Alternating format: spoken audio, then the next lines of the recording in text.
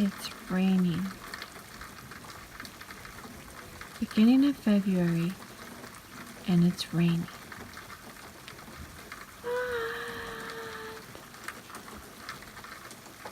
No joke, like a month ago we had 2 weeks of below zero weather. New England is weird. Salt. Water. Are you filming me right now? Just a little. Alright. What's in there? This is the sourdough starter. Excellent. And I'll explain that. Got all my tools ready. Which would be so proud. I'm actually going to measure. Hi y'all, Rochelle Hickok here with the Hickok Homestead. It's a fabulous day outside. We have rain and 40-degree weather. And it's all still covered in snow and ice, so it's pleasant. So we're going to be doing some stuff inside. I've been following, as you know, I like my channels that I watch on YouTube, and one of them, An American Homestead, she did a really simple and easy sourdough starter and bread tutorial. And I've tried sourdough in the past, and I failed a few times. If anything, you know, you just got to keep trying, or else, you know, you won't succeed. Guidance, and there was quite a few things that I noticed that I was doing that was impeding, you know, my sourdough starter actually working. So I'm hoping that it works this time. You guys will actually follow along with me and see if it works, because I have not baked with this starter yet. So this is the sourdough starter. It's very simple. It's very easy, actually. I know it looks disgusting, but it's actually right now. It's very simple. To start your sourdough starter, you take 2 cups of the flour and 2 cups of water. Then the next day you add 1 cup of flour, 1 cup of water, and you mix about the same time every single day. Now, the important things to remember when you're doing your sourdough, I know that some people have used bleached flour and it's worked, or tap water and it's worked. But for me, I think that's what was the problem before. I was doing it at the wrong time of the year, I wasn't using the right flour, and I wasn't using filtered water. So the important thing is flour. We use it's an unbleached pastry flour is what I'm using. It's just, the ingredients, no joke, is just red wheat flour, ground red wheat flour. That's it. And you want to make sure you get unbleached, because the bleaching could kill all the bacteria that you want growing in your starter. The other important thing is filtered water. We have tap water, which is perfectly fine. It's delicious. It's really good tap water, but it's also very cold when it comes out of the tap. And one thing we do usually now is we filter our water. It's just a good habit to get into.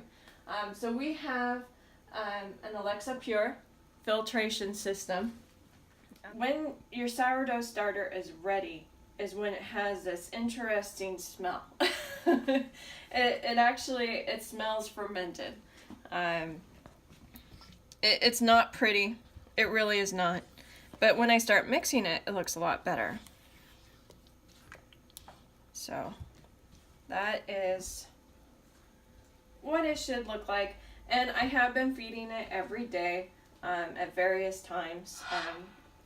I started it in the morning, and then all of a sudden I ran out of time and ended up doing it at night after work. So I just fed this last night at work, so that's why it didn't really have the bubbles going on. You'll see actually there's bubbles on top of the sourdough starter, which is really neat, and you have that. I like the smell, truthfully. I love sourdough, so I love that smell. And also it will have that layer of skim water on top. That's when you know it's working. So another tip when you're doing sourdough start is you need a good temperature, a good constant temperature for your sourdough starter to actually take. A lot of people do not recommend doing this in the summertime because it's too hot. You would have to feed your sourdough about 2 to 3 times a day. The hotter it is, the faster it feeds. The colder it is, the slower it feeds. So, I mean, you could always put it in the fridge. If you have a fridge, you can always put it in the refrigerator in the summertime, and that way it will set and stay, and that way when you're ready to use it, you just pull it out. That's a tip I saw, which I thought was really useful. So, let's make some bread. So, what we're going to do is, it's very simple. It is only 4 ingredients if you actually count your starter, and it's slipping. It's salt, water, flour, and your sourdough starter. That is it. Which is why I love this recipe. Because the less is best. So what it is, it's a teaspoon and a half. I'm just going to set that off to the side because it keeps slipping in and I don't want to get wet. Disgusting. Okay, so it is 1.5 teaspoons of salt. And I am a baker, so I do eyeball. Sorry, honey. He can't watch me cook. He just can't. It's the funniest thing. And then we are going to have 1/2 cup of water, filtered water.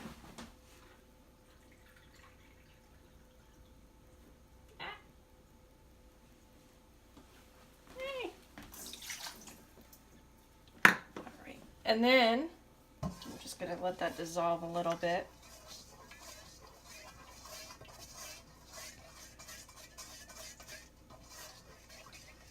Just a wee bit.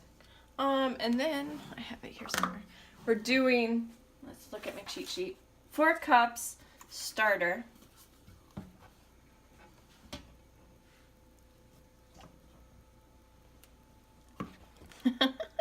Close up. 2, 3,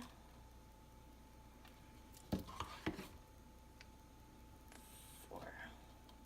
Sweet. And you notice I still have some left over here. And the great thing about this is I just keep adding to it. So that way, when I'm ready to make my next batch of either bread or cinnamon rolls, which I am going to try next. And I think I'm going to have a line outside of the house from my neighbors. Liz knocking on the door. Oh, yes. This is the really baker style side of things. Because a lot of the places I looked, a lot of the sites that I really like to follow, they did not have exact flour. It's what you think you should add. You keep adding until you find the right consistency. At least that's what Jamie did in An American Homestead. And I like the way she bakes, so. Oh, also, when you're doing your starter, I would recommend using a whisk. When you keep feeding it every night, or day, or whatever time you choose, I would use a whisk, because I found that works the best for incorporating the flour without making a huge mess. All right, you can see it's starting to get a little thicker. It's getting harder to turn. I think I'm going to add just a little bit more, and then it's going to get turned out onto the floured top. Now, this should go without saying, but obviously you'd want your surface clean. It's just baking 101 right there. Clean, and then make a mess and clean again. That's how baking and cooking should go, I feel. Very good.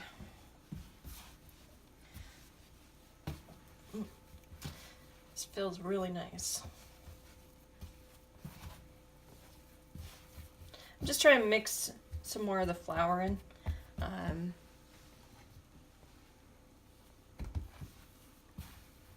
because it is still really sticky. And you're going to want to knead your dough about 10 to 15 minutes.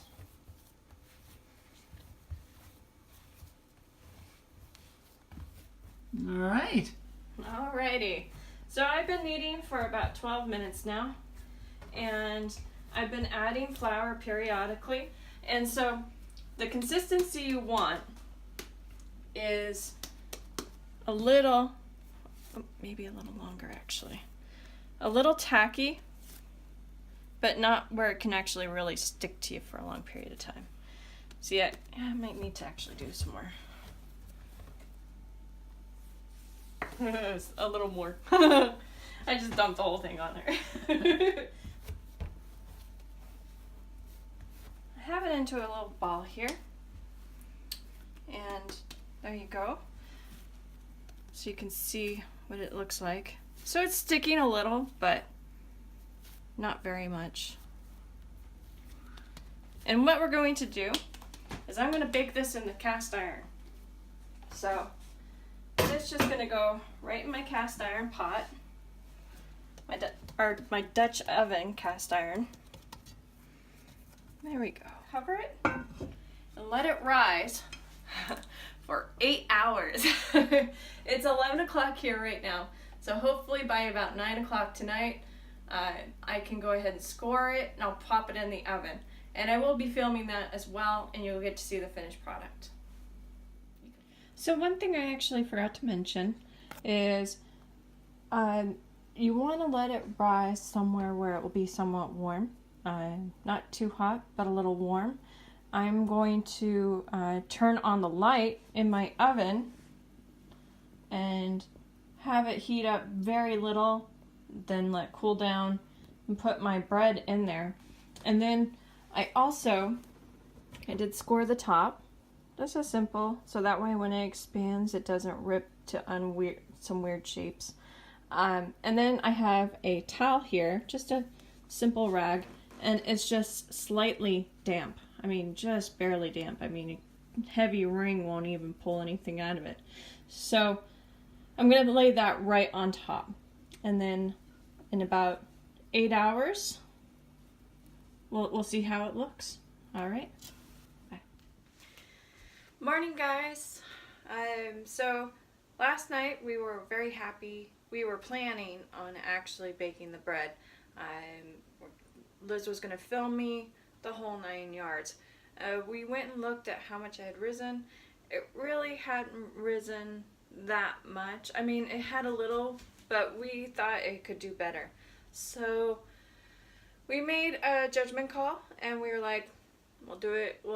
I'll bake it in the morning, and that way we can see if it rises some more. It did. It rose a little bit. And here's some footage of that. There we go. So it's gone up, and it's really gone out a lot too. So what I did was I got up this morning, literally right out of bed, and I decided to go ahead and bake the bread. It had risen a little bit more, not too much though. And when I did some research to go ahead and see what temperature to put it in, because the person that I took the recipe from originally, it was, Mitch is texting me right now. Good morning, Mitch. Originally it was in a wood stove, and I don't have a wood stove, as much as I wish I did. Oh, I miss wood stoves. But I don't have that. And so I tried looking up all over the place what temperature I should do this in. And finally I came to the conclusion it was generally between 400 to 500. It's technically an artisan bread because it's one big loaf instead of 2 loaves in a pan. It's one big loaf in a cast iron pot. So Dutch oven. And so I decided to go with 450, and it's been cooking for about 45 minutes, I would say. I put it in, actually almost an hour. So about 45 minutes. I kept keeping an eye on it and looking at it. Charlie wants it. Charlie! It's pretty nice out today. So it's a little windy, but pretty nice. So he's enjoying his freedom. So I'm going to show you the end product, and I'll be slicing it soon and putting some butter on it. I'm looking forward to that. Yum. So it looks a little dense. Man, me and bread, no matter how many times I try. But I'm gonna keep trying. I'll tell you. I'm gonna keep trying. It's I don't know. I'd say about an inch thick. Maybe an inch and a half to the top. You know, I'll slice her open and see what it looks like. And I'm still gonna enjoy it. It'll be good for the meeting tonight for the Raymond Arts.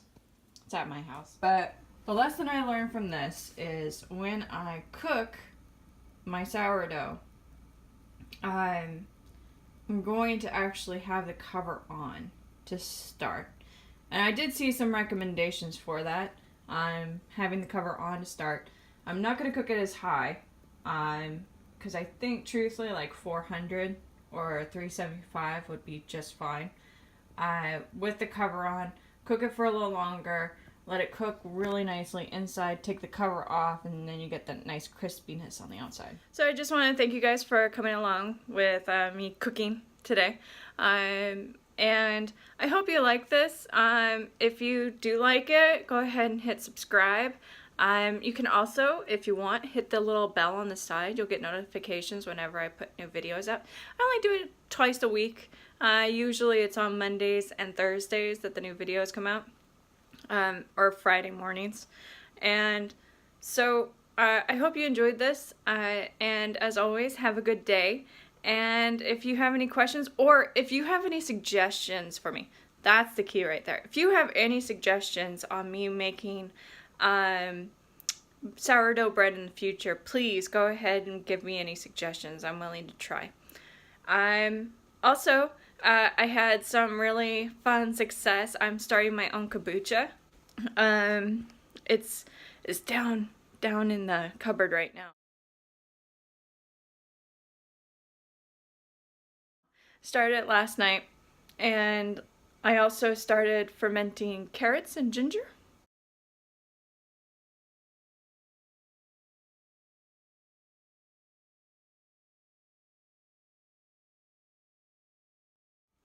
So we should have some fun with that. And I made a shrub drink, which I'll be serving tonight at the Raymond Arts get-together. We'll see how many takers we get. And I hope you enjoyed this, as always. So have a good day, and stay safe out there. It's still a little slick.